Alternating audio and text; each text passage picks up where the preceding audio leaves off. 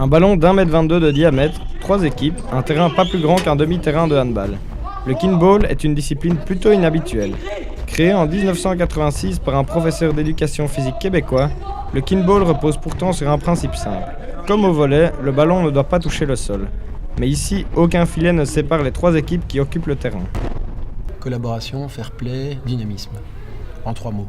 C'est le seul sport en fait qui sanctionne au niveau du marquoir le manque de fair play, mais qui donne aussi des points aux équipes qui sont fair play.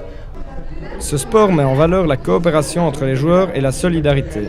Alors que l'aspect coopératif est de plus en plus rare dans les autres sports collectifs, dans le kinball, cette dimension est indispensable de par le volume du ballon. Le travail de 3 joueurs est nécessaire pour le réceptionner et celui du dernier pour le frapper. Et puis aussi au kinball, on est obligé d'être tous au ballon en même temps, tandis qu'au football, s'il y en a un qui joue pas, c'est pas si grave, quoi. En effet, dans tous les autres sports collectifs, l'individu a tendance à prendre le pas sur l'équipe, problème qu'évite avec brio le kinball. L'initiative a été justement prise par le Québécois qui a mis ça en place, un prof d'éducation physique qui a justement créé ce sport pour ce problème-là. Parce qu'il s'était rendu compte que dans certains sports comme basket, football, il y avait des leaders qui prenaient le pas surtout, et il y en avait d'autres qui ne faisaient rien. Donc ce qu'il lui a mis en place, il a mis un sport où tout le monde est obligé de rentrer en contact avec le ballon, où tout le monde a quelque chose à faire, obligatoirement. Ce sport est donc une véritable bouffée d'air frais, alliant plaisir et accessibilité.